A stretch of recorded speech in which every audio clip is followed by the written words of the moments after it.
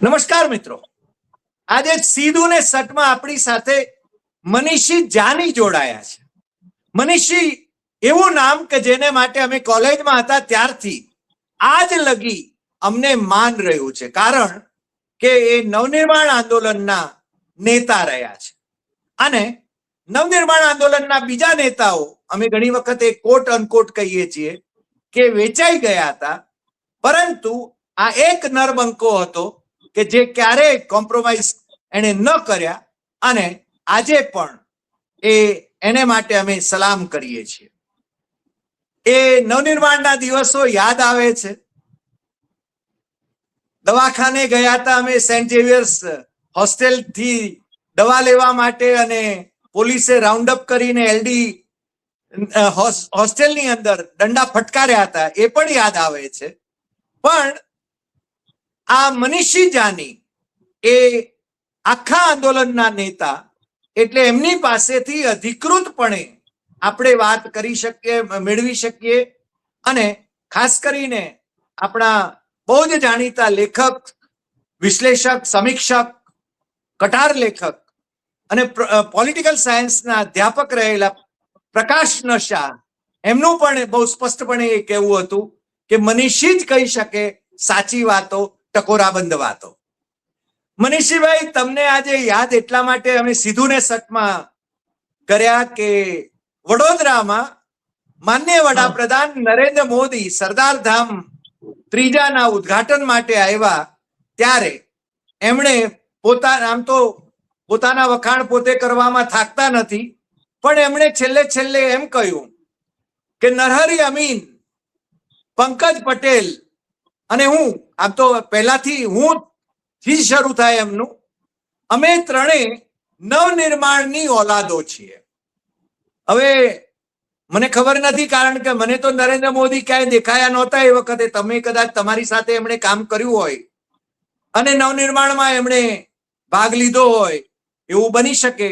ABVP જે RSS ની સંસ્થા, વિદ્યાર્થી પાંખ, એને પણ શું ભૂમિકા ભજવી હતી એની પણ તમે વાત કરી શકો, કારણ કે ઇમરજન્સી વખતે અમારા head of the department professor Bababhai Patel એ બરાબર 19 મહિના સુધી જેલમાં રહ્યા, પરંતુ એબીવીપી ના જે પ્રેસિડેન્ટ હતા રાજગુરુ, એ છે ને વહેલા છૂટી ગયા હતા, કારણ કે એબીવીપી અને જનસંઘ, એ વખતના જનસંઘના નેતાઓ, એમની કંઈક ઇન્દિરા ગાંધી સાથેનું સેટિંગ હતું, અને બાળા સાહેબ દેવરસ જે આરએસએસ ના વડા હતા, એમણે તો ઇમરજન્સીને ટેકો આપ્યો. તો એના દસ્તાવેજી પુરાવા છે, એમના પત્રો છે.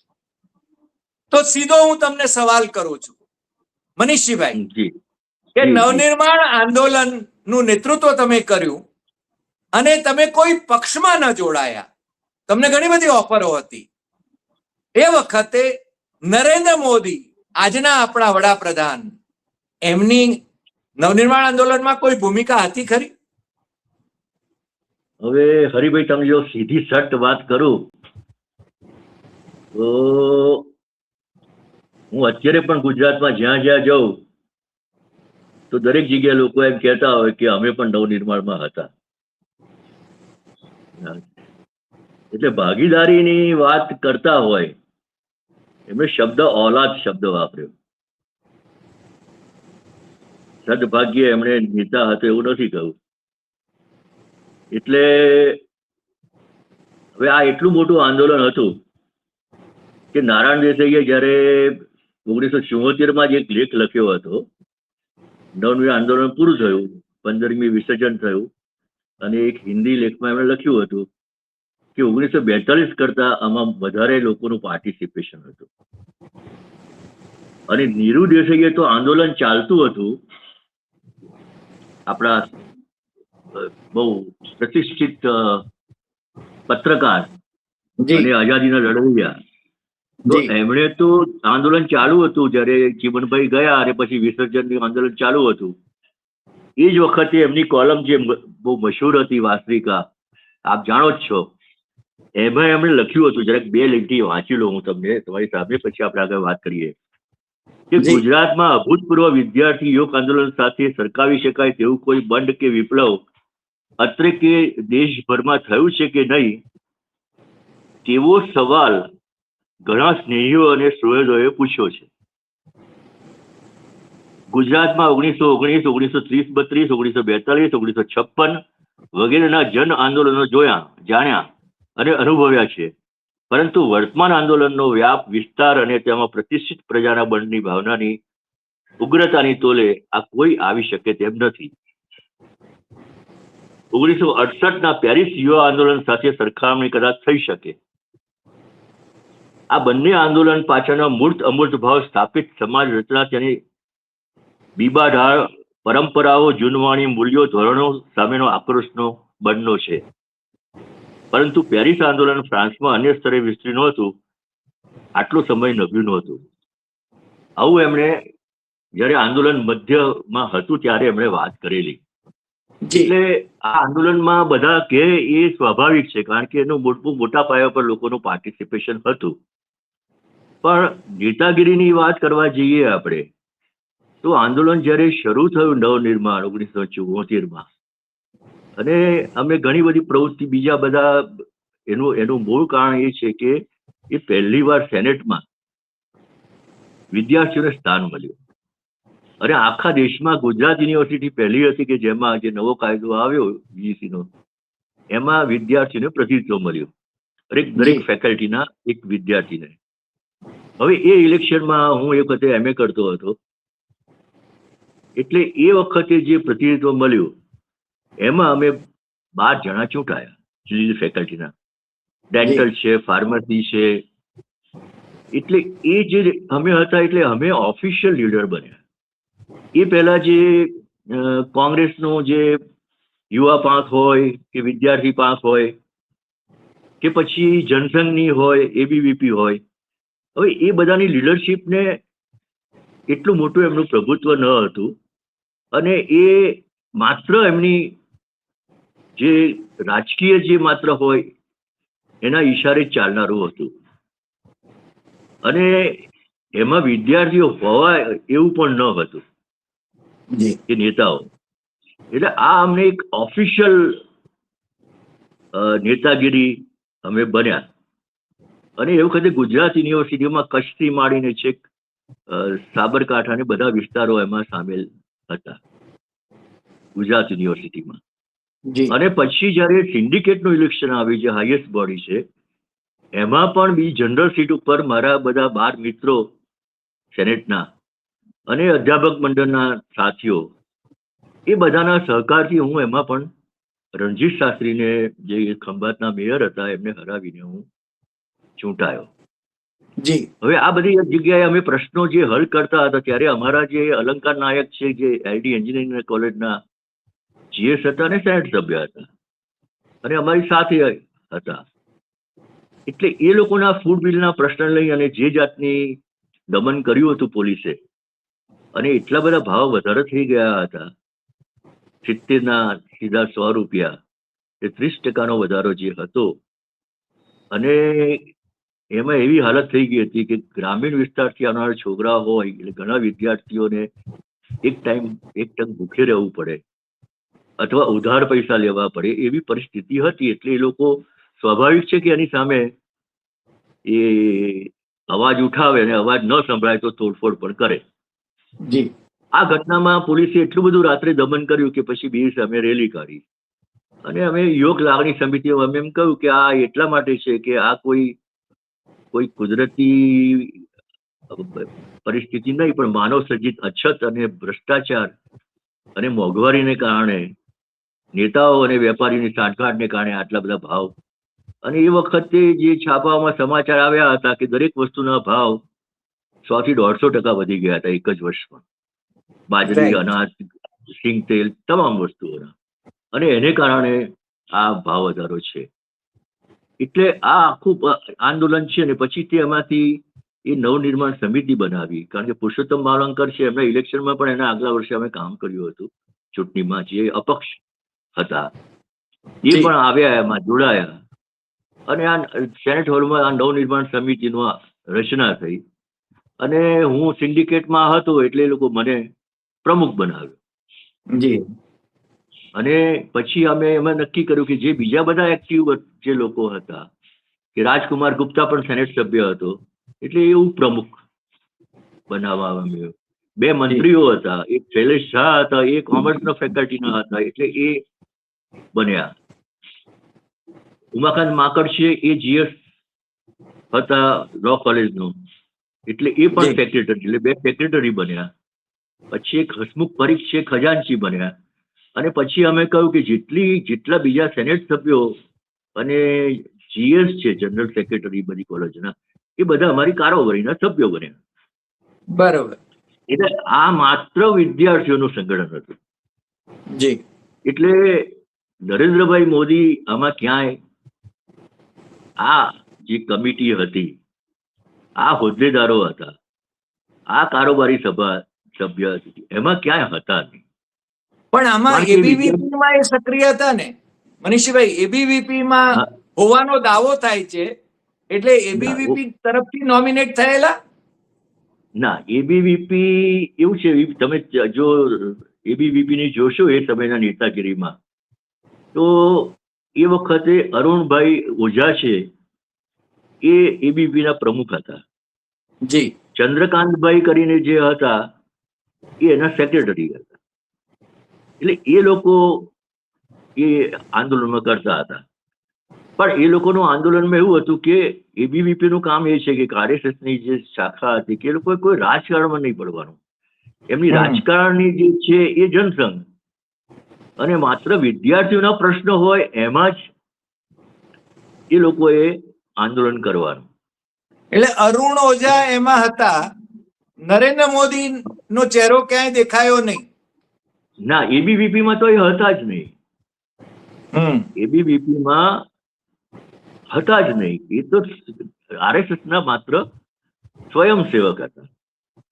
જે હેડગેવર ભવનમાં, એવું જે પછી મને જે જાણવા મળ્યું એ ત્યાં હતા. તમે ક્યારે મળ્યા છો એમને? તમે એમને ક્યારે મળ્યા છો પહેલી વાર? નવનિર્માણમાં નરેન્દ્ર મોદી નામના કોઈ છે એવું મને જાણ ન હતી.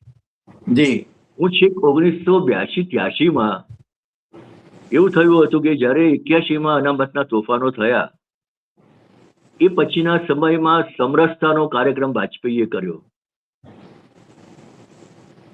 એક નવો કન્સેપ્ટ, ગાંધીવાદી કન્સેપ્ટ જે આપ્યો 83 કે મારો ખ્યાલમાં 83 કે 84 માં જે લોકોનું જે અધિવેશન થયું. હવે 81 માં જે તોફાન થયા એ અનામતના તોફાન વખતે જે દલિતો ઉપર હુમલા થયા એમના ઘર ઉપર ને બધે, ત્યારથી નક્કી કર્યું કે આપણે આ હિન્દુઓના કોઈ તહેવાર ઉજવવા નહીં, હિન્દુ ધર્મના, પણ આપણે આપણી દિવાળી છે એ 14મી એપ્રિલને દલિતોની દિવાળી તરીકે ઉજવવી. એટલે એ આખી પરંપરા 1982 આજે પણ એ જ પરંપરા ચાલુ છે.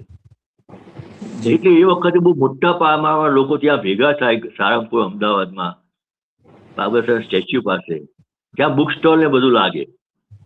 પણ પછીથી જયારે આ એમને થયું કે આ દલિતો પણ આપણી સાથે હોવા જોઈએ, ત્યારે એ લોકોએ આ સમરસતાના કાર્યક્રમ હેઠળ ત્યાં છાશ વિતરણનો કાર્યક્રમ પહેલી વાર શરૂ કર્યો. અને એ કાર્યક્રમ વખતે નરેન્દ્રભાઈ ત્યાં આવ્યા હતા. મારા એક જે મિત્ર હતા એ સેન્ટ્રલ બેંકમાં જે SC/ST ટ્રેડ યુનિયનના જે છે એ નેતા હતા, ચક્રવર્તી કરીને. હવે અમે દલિત પેન્શન અમારા બધા મિત્રો હતા 1978 થી, એટલે અમે દલિત તરફી આખા રહ્યા હતા અને આ આંદોલનની સામે અમે દલિતો તરફી જેટલું બી કામ થઈ શકે કરતા હતા. તો એ વખતે મને એને કહ્યું કે હું તમને અમારા RSS ના એક મિત્ર, અમારા સ્વયંસેવક છે એમની સાથે ઓળખાણ કરાવું. એટલે નરેન્દ્રભાઈ સાથે મને એને ત્યાં એ આ જે ટેન્ટ હતું બાબા સાહેબના આંબેડકરના સ્ટેચ્યુ પાસે 14મી એપ્રિલે, ત્યારે એમણે મને ઓળખાણ કરાવી કે આ અમારા નરેન્દ્રભાઈ અને અમારા RSS છે. એટલે નરેન્દ્રભાઈએ મારી સાથે બધી હિન્દીમાં વાત શરૂ કરી. એટલે મને એમ કે આ કોઈ હિન્દી ભાષી નાકમાં બોલનાર હિન્દી, નાકમાં હિન્દી બોલતા હતા. એટલે મને એમ કે આ કોઈ હિન્દી ભાષી હશે, એટલે મેં બધી એમની સાથે બધી આ દલિતોના પ્રશ્નો વિશે ઘણી બધી વાત કરી. એટલે મેં પછી એમને કહ્યું કે આ ક્યાંથી આવે છે, કારણ કે મોદી અટક તો બહાર પણ હોય. અરે મને કે આપણે આ તો ગુજરાતી જ છે એમ. તો કે આ હિન્દી ક્યાં બોલે છે, જરા મને કુતૂહલ થયેલું. પણ તે વખતે ઘણી બધી ચર્ચાઓ થઈ હતી, અને એ પછી તો ક્યારેક એમના દિવાળી કાર્ડ પણ મને આવતા હતા નરેન્દ્રભાઈના. એટલે આ જી. મારો પહેલો પરિચય નવનિર્માણ આંદોલન એટલે 10 વર્ષ પછી. નવનિર્માણ આંદોલનમાં નરેન્દ્ર મોદી નામની કોઈ વ્યક્તિ એ તમારો સંપર્ક નવનિર્માણ આંદોલનકારીઓનો ના સંપર્ક એમાં નહોતા. ના, કારણ કે વિદ્યાર્થી હતા જ નહીં ને. કારણ કે એમનું જે સર્ટિફિકેટની વાત છે 1978 દિલ્હી યુનિવર્સિટીની વાત છે, ગ્રેજ્યુએશનનું 79. અને અહીંના જે પણ જે સર્ટિફિકેટની વાત કરે છે 83 છે. જી 83 છે. એ 74 વિદ્યાર્થી હોવાની તો કોઈ સંભાવના એમની છે નહીં. પણ ક્યાંક જેમ બધા લોકો કહે છે કે અમે લોકો હતા, એટલે કોઈને એવું તો ના થયું કે તમે આંદોલન હતા. કોઈ કે હું નવનિર્માણ આંદોલનનો ઓલાદ છું, તો એ આંદોલનની પ્રોડક્ટ છું, એ સમયમાં યુવાન હોય એ દરેક કહી શકે. પણ નરહરી અમીન તો હતા. નરહરી અમીન તો હતા, મને હા, લાગે છે. મેં એ જ કહ્યું તમને કે નરહરી અમીન છે એ નવ ગુજરાત કોલેજમાં જનરલ સેક્રેટરી હતા, એટલે અમારી કારોબારીમાં. રાઈટ. અને પંકજ જે છે એ અમારો નવનિર્માણથી પહેલેથી મિત્ર, કારણ કે અમે લોકો રાઈટ. સેનેટ સભ્ય સાથે ચૂંટાયા. એટલે જી. ફાર્મસીમાંથી સેનેટ સભ્ય પંકજ હતો. એટલે જી. અમારું આખું એક બહુ ઘનિષ્ઠ જે 5-6 મિત્રોનું જૂથ હતું, એમાં પંકજ પટેલને અમે લોકો હતા. એટલે એ પણ કારોબારીનો સભ્ય અને અંગત મિત્ર પણ ખરો. એટલે એની એકલા પાસે ગાડી હતી એ સમયમાં.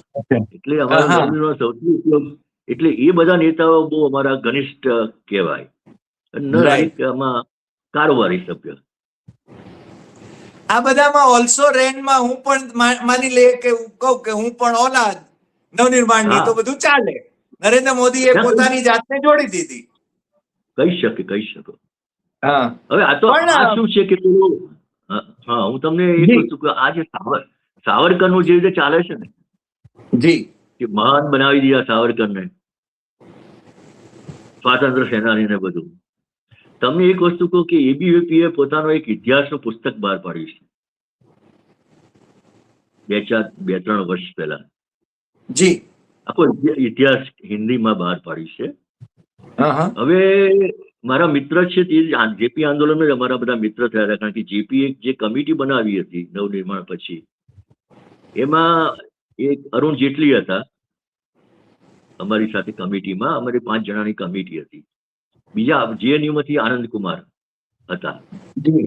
જી. બીજા એક ઓમપ્રકાશ દીપક હતા સોશિયલિસ્ટ પાર્ટીના.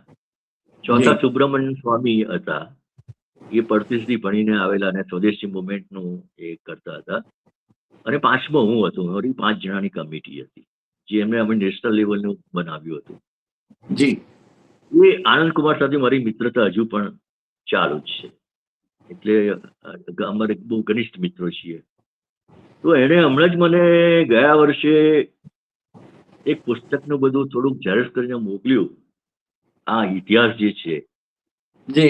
मैंने कि मनीषी तुम्हें तो उसमें एबीवीपी के साथ जुड़े हुए बताया है. એટલે એમાં લખ્યું છે ઇતિહાસમાં, હવે મનીષને બદલે મનીષ જાની લખ્યું છે कि मनीष जानी नवनिर्माण आंदोलन के नेता पहले हमारे एबीवीपी के साथ जुड़े हुए थे. वाह. હવે જો ઇતિહાસનું વિકૃતિકરણ કરવું એ એમનો એટલે ધર્મ આ છે. જો ધર્મ છે, એટલે એ આખી સ્વાભાવિક વસ્તુ છે. એટલે એ જ પરંપરામાં આ તો દરેક વસ્તુમાં, અને કારણ કે દેશના કોઈ પણ એવા આંદોલનમાં એબીવીપી કે આ, કારણ કે લોકોના આંદોલનમાં. હવે તમને બીજો તમે જે પ્રશ્ન મને પૂછ્યો કે એબીવીપી અને એની ભૂમિકા નવનિર્માણ, જી. તો અહીંયા એ વખતે 14 ઓગસ્ટ શ્રમજીવી સમિતિ હતી, બની હતી ટ્રેડ યુનિયનની, જેમાં 65 ટ્રેડ યુનિયન હતા. અને જેમાં પત્રકાર જે જીવાય પટેલ છે ટાઈમ્સ ઓફ ઇન્ડિયાના, એ સમયે એ એને કન્વીનર હતા. અને જીઆઈ કે જીવાય? જીઆઈ જીવાય જીવાય, અચ્છા. ગુલામ મોહમ્મદ યુસુફ પટેલ, હા હા હા જીવાય હા. પટેલ. હવે એ એટલા માટે બનેલી, એનું નામ 14th ઓગસ્ટ કમિટી હતું. જી. કે 1972માં જયારે આપણે 50 વર્ષ પૂરા થયા ત્યારે અમદાવાદના બધા ટ્રેડ યુનિયનો ભેગા થયા અને અમે પોતાની ડિમાન્ડ જે છે, અને 50 વર્ષની ઉજવણી શરૂ થાય દેશભરમાં આઝાદીની, ત્યારે એમણે રાત્રે 12 વાગે મેમોરેન્ડમ સરકારને આપેલું સમાજના પ્રશ્નો અને પત્રકારોના પ્રશ્નો લઈને. જી. એટલે એ અમે આંદોલન શરૂ કર્યું એટલે એ લોકોએ પણ અમને સપોર્ટ આપવાનું શરૂ કર્યું. એટલે અમારો સંયુક્ત જે કાર્યક્રમ થયો 10મી જાન્યુઆરીએ અમદાવાદ બંધનો, તો એલાન અમારું નવનિર્માણ તો સમિતિ નહોતી વખતે, લોક સમિતિ, અને અમે લોકો અને 14th ઓગસ્ટ સાથે આપ્યું. જી. ત્યારે જનસંઘે કહ્યું કે અમે આ અમદાવાદના બંધમાં સામેલ થતા નથી, અમે એનો વિરોધ કરીએ છીએ. એટલે જનસંઘે કહ્યું એ સમયનું, જે અત્યારે બીજેપી છે એ, અને બીજું મજૂર મહાજને કહ્યું કે અમે આ બધી વસ્તુમાં પડવા માંગતા નથી.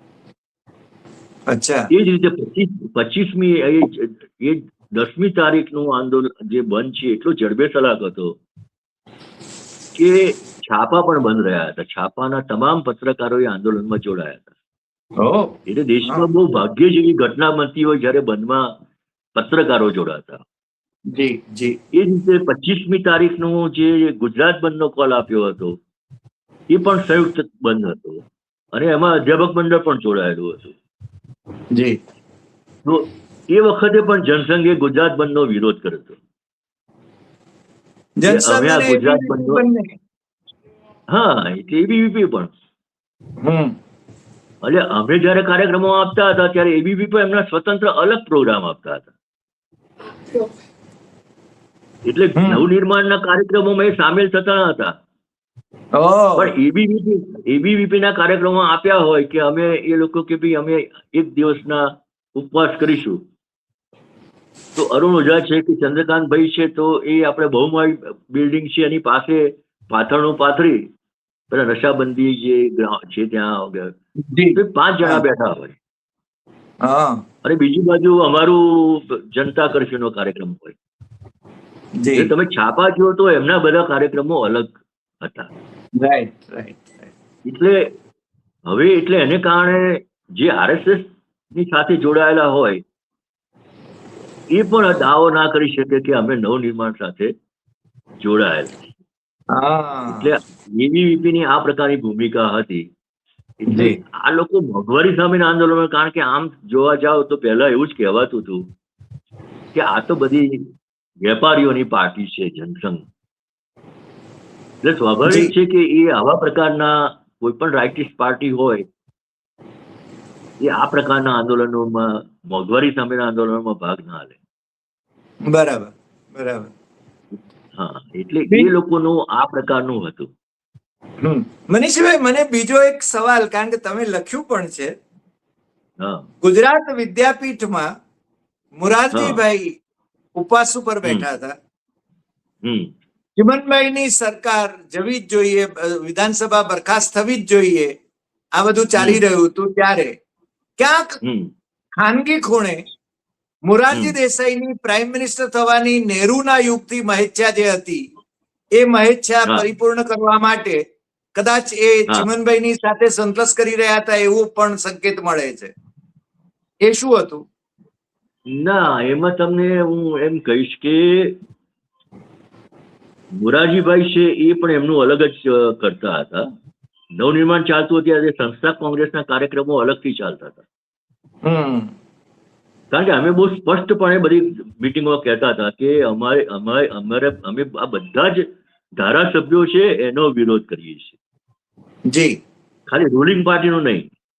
એટલે અમે વિધાનસભાનું વિસર્જન એટલા માટે માનીએ છીએ કે આ તમામ જે ધારાસભ્યો છે ઘેટા જેવા છે, 168 તમામ. એટલે એમાં ખાલી કોંગ્રેસના જ છે એવું નહીં. જ્યારે બરાબર. મોરારજીભાઈ છે એ આખી વસ્તુ એ અલગથી આખું એ કરતા હતા.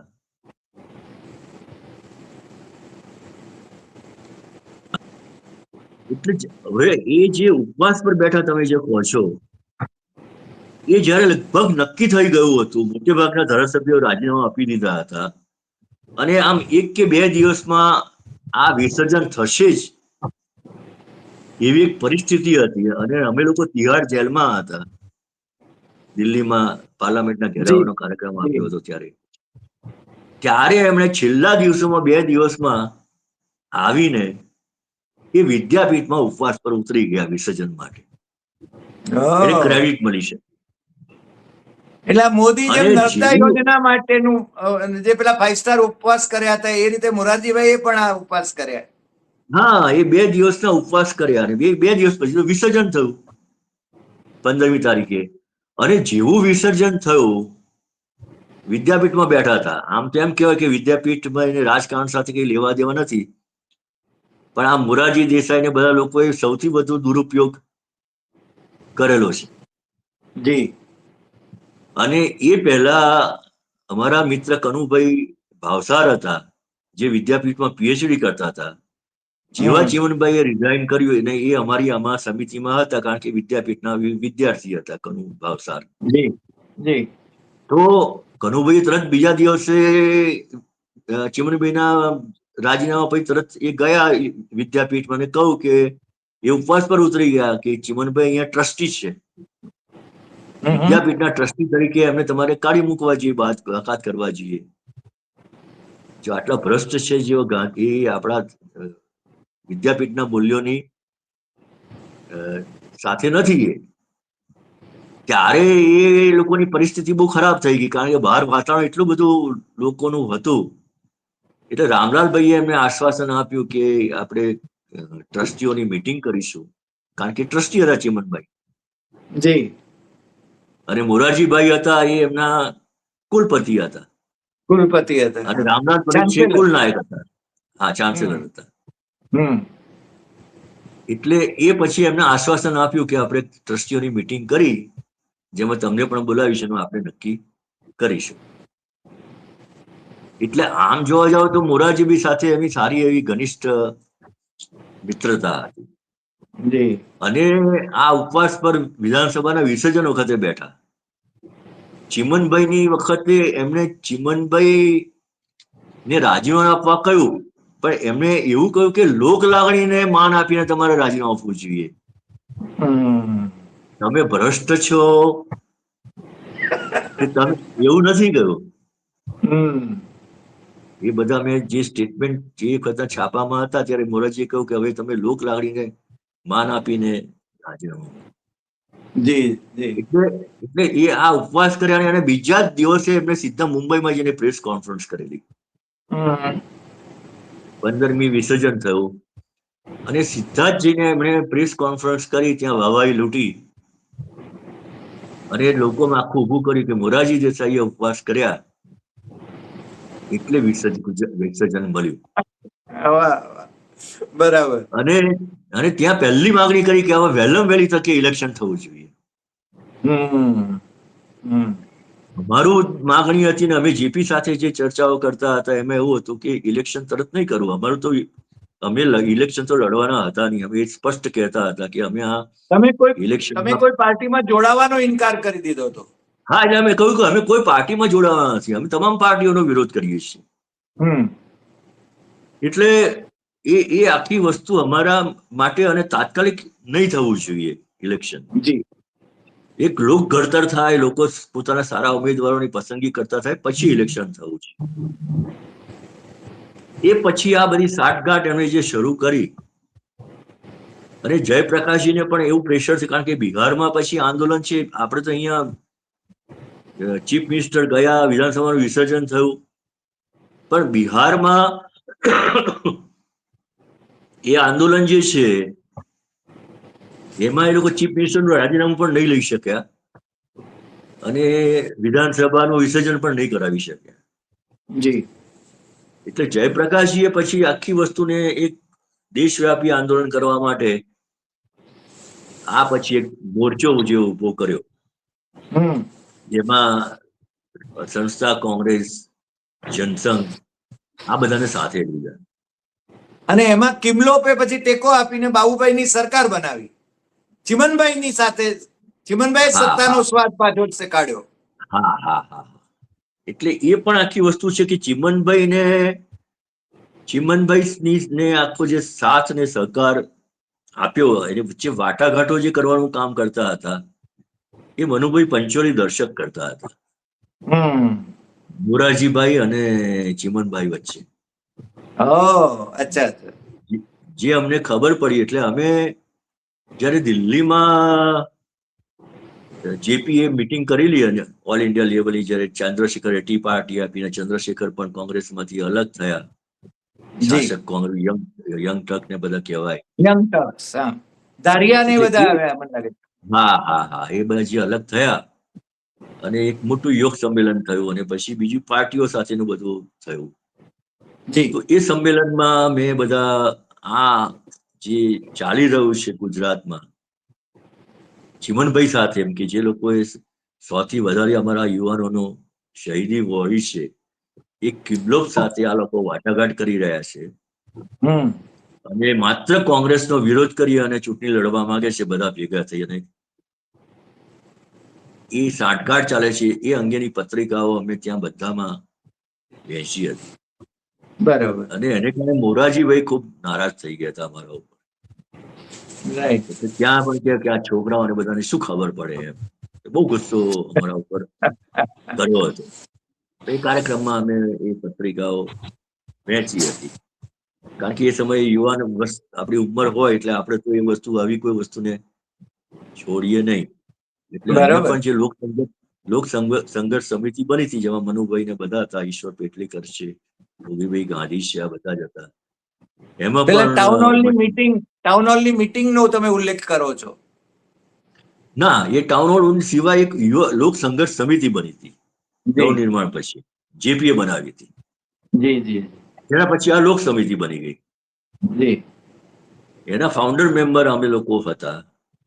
અને બરાબર. પછીથી એ જે લોક સંઘર્ષ સમિતિ હતી, જેમાં પછી આ રાજકીય નેતાઓ આવ્યા, એમાં પછી આ બધા જનસંઘના બધા દેશમુખ ને બધા લોકો એમાં એક્ટિવ બની, નેશનલ લેવલે વધારે એક્ટિવ બની ગયા. નાનાજી દેશમુખ રે બધા. હા. નાના દેશમુખ ને બધા. Right right. એટલે પણ પછીની જે બધી મીટિંગ, જી આપ કહી રહ્યા હા હતા. હા, પછીની જે 75 પછીની જે મિટિંગો થઈ જયપ્રકાશની, એમાં જનસંઘ પછી એમાં એ જોડાયું. પણ નવનિર્માણ વખતે 74માં એ લોકો હતા નહીં, પણ 75 અંત પછી જે પાર્ટીઓનો સંસ્થા, કોંગ્રેસ અને એ લોકો સાથે મળ્યા. એટલે ધારો કે વચ્ચે કોઈ મીટિંગ હતી, તો આપણે જે હમણાં વિમાન અકસ્માતમાં ગુજરી ગયા આપણા વિજય રૂપાણી, જી.